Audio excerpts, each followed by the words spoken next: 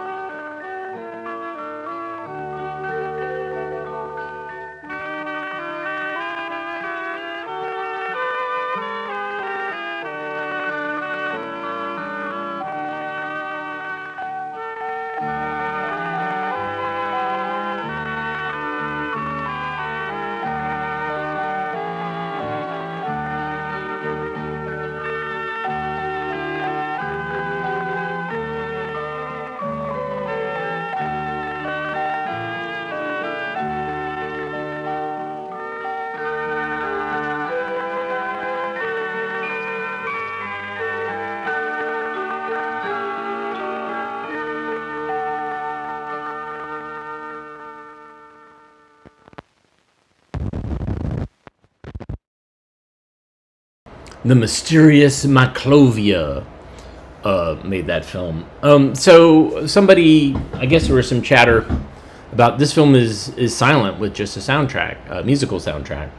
And why did they do that? So that happens. We have certainly run across films that don't have any speaking, narration, or dialogue, and just music. And, the easiest thing is it's cheaper.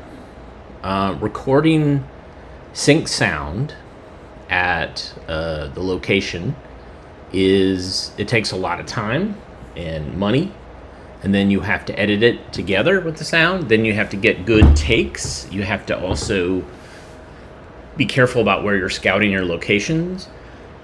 All of that is one of the reasons Sid Davis, who did that a lot with his films. All of his were basically recorded without audio, and then there was some narration on top, or maybe some dubbing.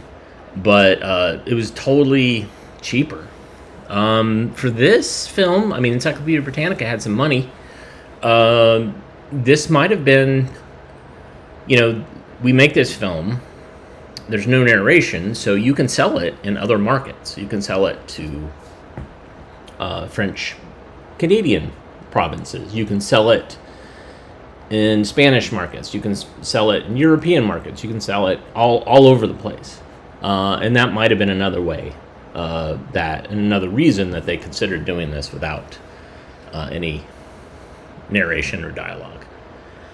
Okay, so what do we got? Yes, the story of magnetism. And I'm going to go ahead and start this off, and then I'm going to turn off the color correction that we did so you can see what it was like. So our film scanner, the laser graphics, we can balance it so that it pulls the red out. And a lot of times if you see films that are greenish or bluish, it's because we had to go in and remove the red because the dyes have faded. And so we're using the camera and the LEDs to balance it a little bit. And so it tends to go a little bit more greenish and bluish and cyanish. And that's the case with this film, but then we tweaked it again. So here's Story of Magnetism. Enjoy. I think it'll be on first, and then I'll turn it off, and then I'll turn it back on again. How about that? Enjoy.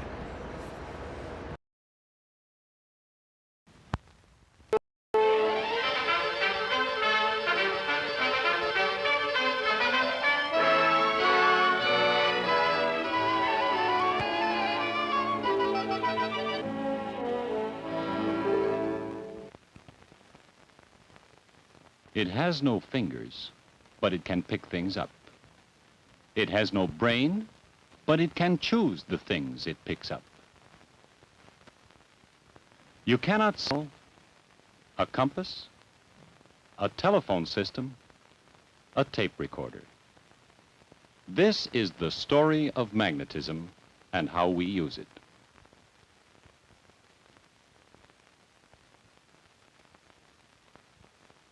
Johnny uses magnetism.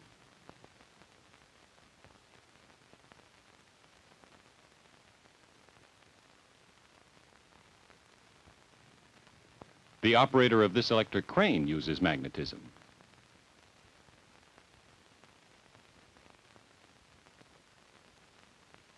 Men first learned about magnets thousands of years ago. They found that a certain kind of rock called magnetite attracted iron. They called pieces of magnetite lodestone.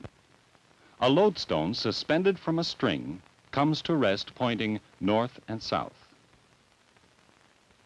It was found that an ordinary piece of iron, when stroked by a lodestone, becomes a magnet.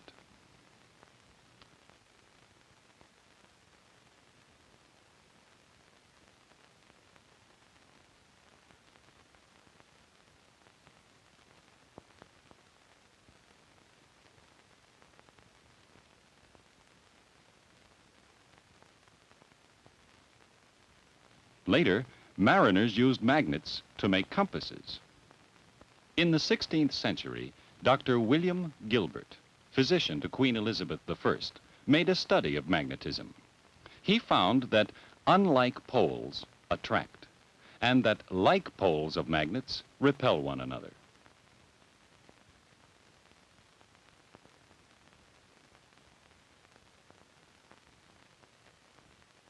He found that when a magnet is broken, each of the pieces acts like a magnet. Even if a magnet is broken into 1,000 pieces, each piece will act like a magnet. Dr. Gilbert made an important discovery about the compass. People of his time believed that a compass pointed north because the North Star was attracting the needle. Dr. Gilbert believed otherwise. He shaped a lodestone into a sphere and moved a compass around it. He showed that the compass was affected by the lodestone in much the same way as a ship's compass is affected when it moves about the Earth. Dr. Gilbert concluded that the Earth itself acted like a huge magnet.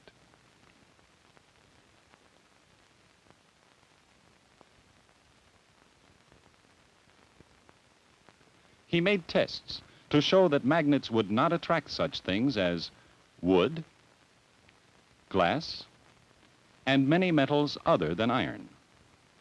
He found that magnetism can pass through glass and other non-magnetic substances.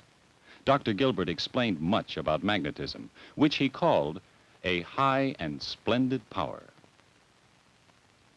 Later, men learned more about magnetism. When a bar magnet is held under a sheet of paper on which iron filings are placed, the filings form a pattern like this.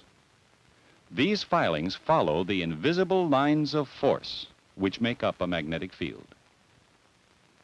Every magnet is surrounded by a magnetic field. The lines of force are concentrated at the ends, or poles of the magnet, where the field is strongest. The Earth, too, has a magnetic field. It has magnetic poles located near the north and south geographic poles. The magnetic field affects a compass. The pole of the compass needle points to the Earth's north magnetic pole. Compass needles, bar magnets, horseshoe magnets, and other common magnets are called permanent magnets. They tend to hold their magnetism. Many powerful permanent magnets are made from a combination of metals: iron, aluminum, nickel, cobalt, and copper. Permanent magnets are used in many ways. In the earpiece of telephones,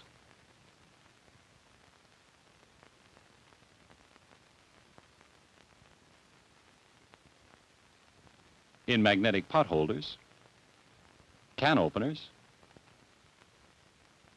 screwdrivers, hammers, microphones, electrical measuring devices.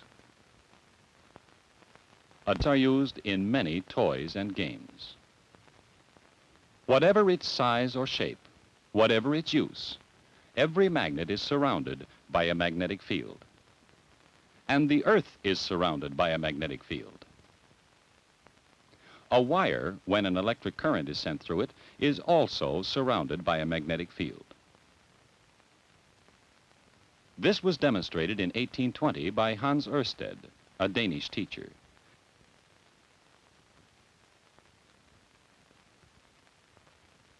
He placed a wire over a compass. When he sent an electric current through the wire, the needle turned until it was at right angles to the wire. The current had created a magnetic field around the wire.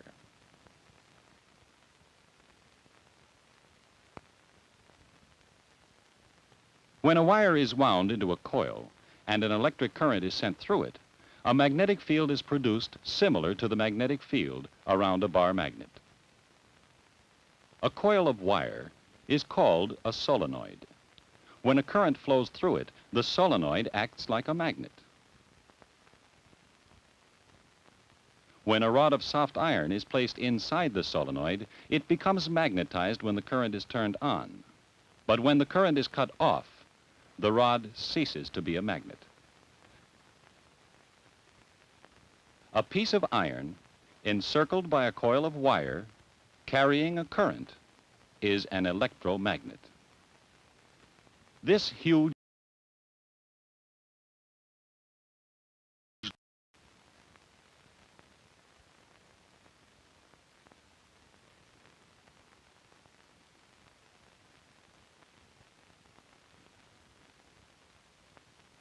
a small electromagnet makes a doorbell ring, makes possible the telephone, the telegraph, the loudspeaker of your radio or television set.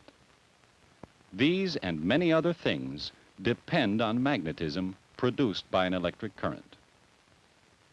Here is an experiment you can perform to show a relationship between a magnetic field and an electric current.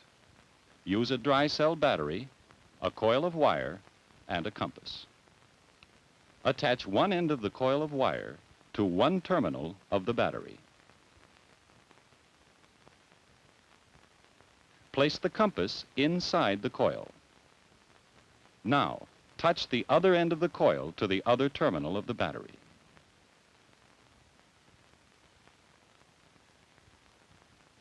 What does the movement of the compass needle show?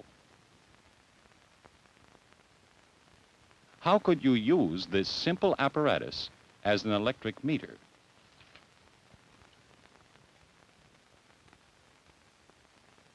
We have seen that an electric current can produce magnetism. Now we will see that magnetism can produce an electric current. Over 100 years ago, the English scientist Michael Faraday thrust a magnet into a coil of wire attached to an electric meter. The needle moved. An electric current was produced in the coil. You can test this yourself. Move a magnet into a coil of wire attached to a meter. How does the needle move? Quickly remove the magnet. Now how does the needle move? What happens when the coil is moved instead of the magnet?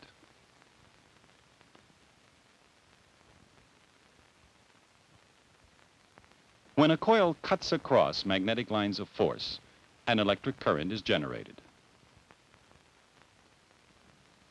Faraday built the world's first magnetic generator of electricity. It consisted of a 12-inch copper disc mounted so that it could be turned by a crank. As it turned, its outer edge passed between the poles of a large magnet. An electric current was produced.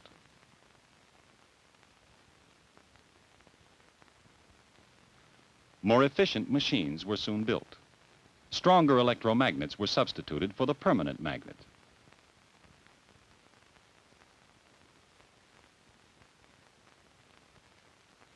A coil was used instead of Faraday's copper disc. Today's huge, complex generators operate on the same principle. Scientists have learned much since the discovery that a lodestone suspended from a string will point north and south. Dr. William Gilbert showed that the Earth acts like a huge magnet. We know that magnets will attract some things like iron, steel, but not wood or glass.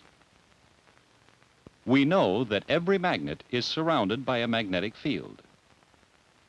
We can use iron filings to study the invisible lines of force which make up a magnetic field. We know that current flowing through a wire produces a magnetic field. Electricity can produce magnetism. We know that a solenoid can be made into an electromagnet to lift great weights.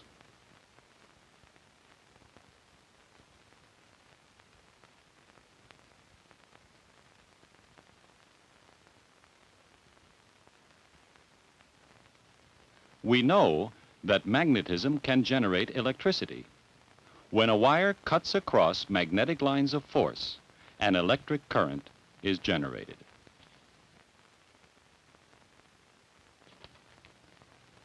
There is still much we do not know about magnetism. Some scientists developed a particles which are themselves small magnets. This theory explained that when a material like this iron bar is not magnetized, the small magnets are scattered at random within the bar. What happens when the iron bar is magnetized? The particles line up with their north poles, all pointing in the same direction. As scientists learn more and more about the nature of the atom, newer theories are developed. These new theories explain the nature of magnetism in terms of the motions of the electrons within the atom. It is the work of the scientist to continue to explore the nature of our world, within the atom, all about us, and throughout the vastness of space.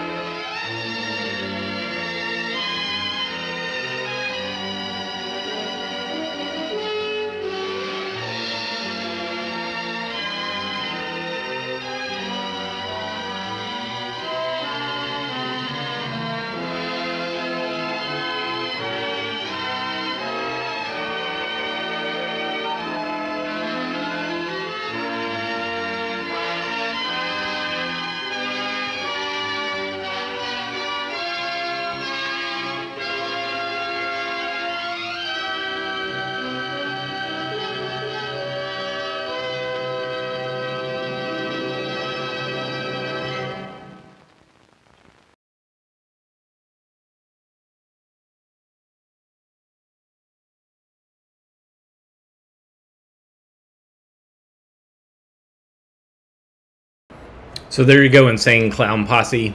That's how magnets work. There you go. It's all spelled out for you. You can send a Fago to me, care of my house, archive 714 Tyler Road, Raleigh, North Carolina 27604. Yeah. We got some religious films, and this is just one of them. The Upper Room. Enjoy.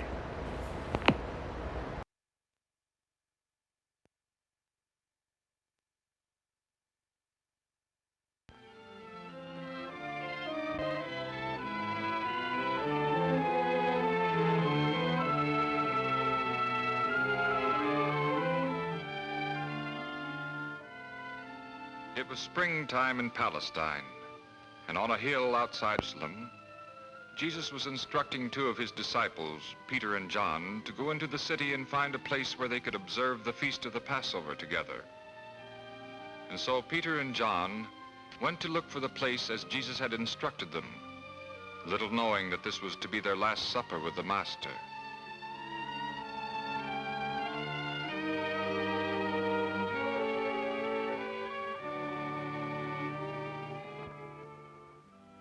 Jesus became saddened by the knowledge that he would never again eat the Paschal meal with his disciples. I have earnestly desired to eat this Passover before I suffer. For I tell you, I shall never eat it again until it is fulfilled in the kingdom of God. In the kingdom of God. Which of us shall be regarded as the greatest among his followers? Which one?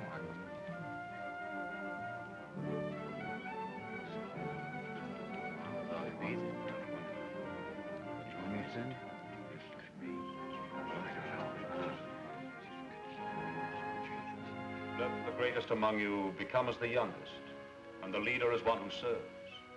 For which is greater, one who sits at table or one who serves? Is it not the one who sits at table? But I am among you as one who serves.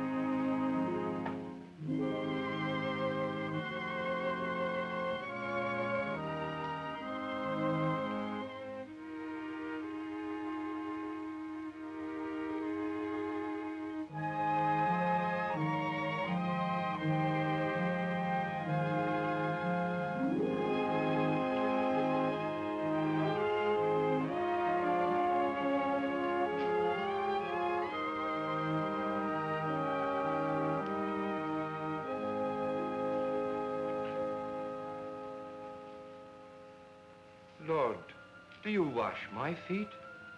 What I am doing you do not know now, but afterward you will understand. You shall never wash my feet, Lord. If I do not wash you, you have no part with me. Lord, not my feet only, but also my hands and my head. He who has bathed does not need to wash except for his feet, and he is clean all over.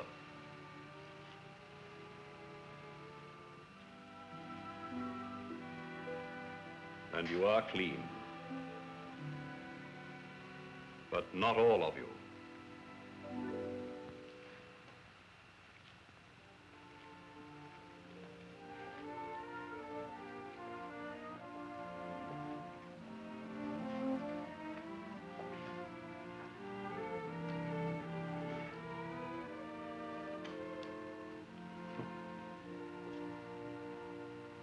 You know what I have done to you?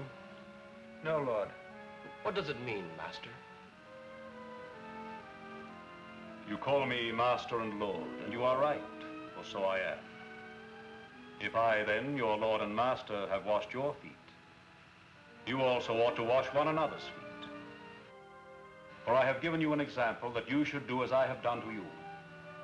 If you know these things, blessed are you if you do them. I am not speaking of you all. I know whom I have chosen. It is that the scripture may be fulfilled. He who ate my bread has lifted up his heel against me. I tell you this now before it takes place, that when it does take place, you may believe that I am he.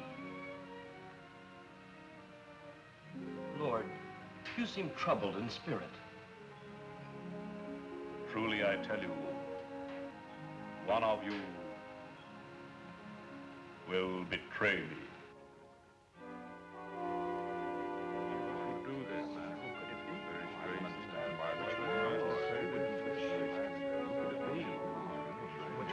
Is it I, Lord? Lord, is it I? He who has dipped his hand in the dish with me will betray me. The Son of Man goes as it is written of him.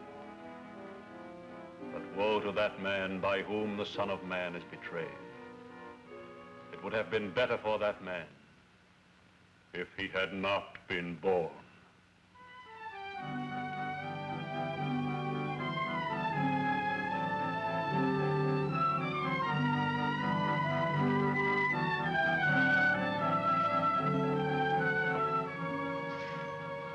Ask him who it is of whom he speaks.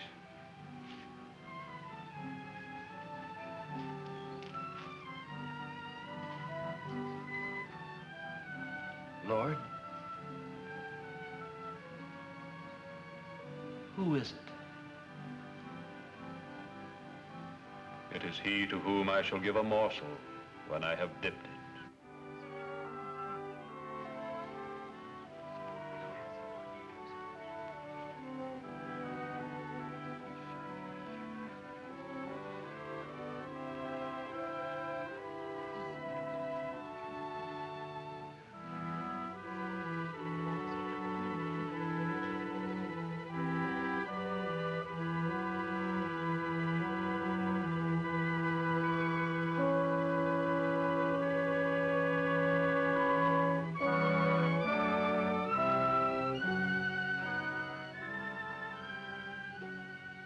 Master,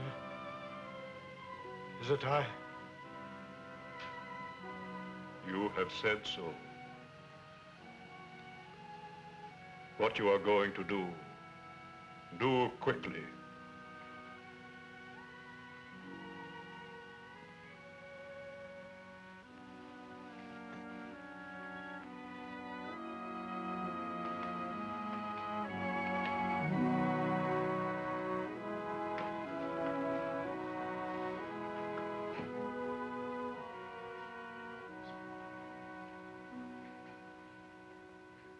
Now is the Son of Man glorified, and God is glorified in him.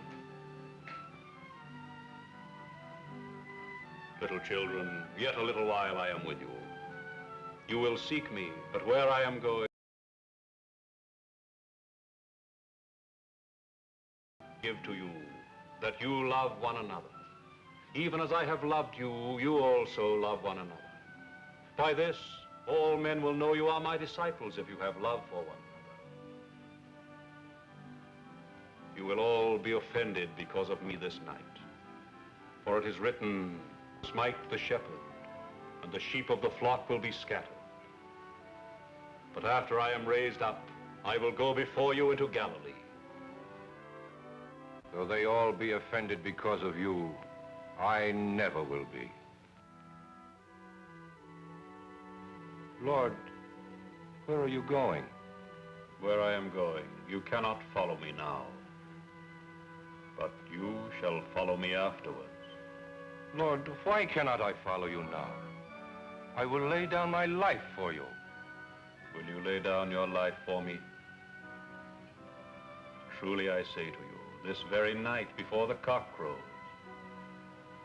you will deny me 3 times. Even if I must die with you, I will not deny you.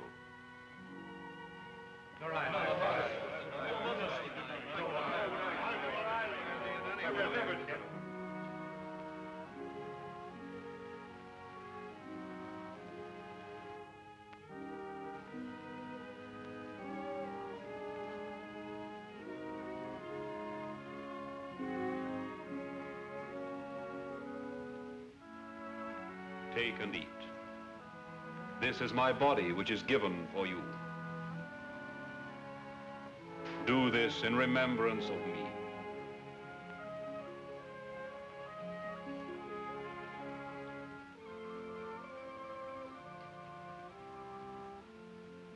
Drink of it, all of you. For this is my blood of the covenant, which is poured out for many for the forgiveness of sins.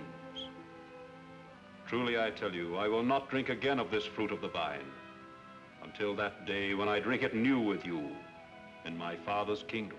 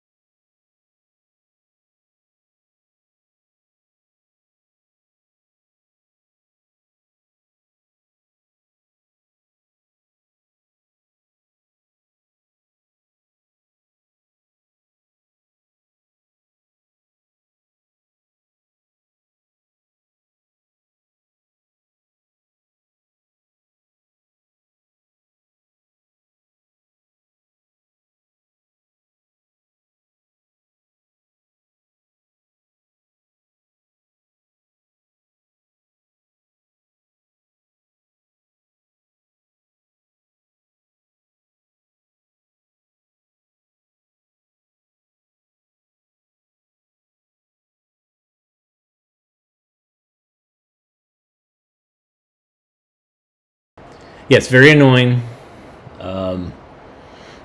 I think this film's in public domain. I did research on the title with the United States Copyright Office, and so someone is asserting it.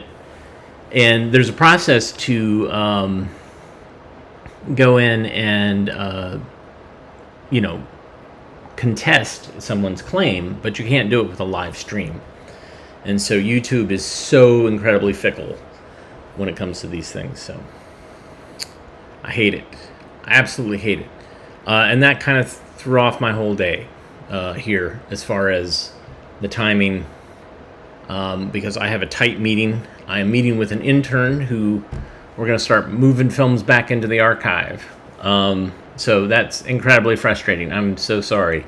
You know what happens in the story, though, right? And honestly, maybe YouTube did us a favor, because that was...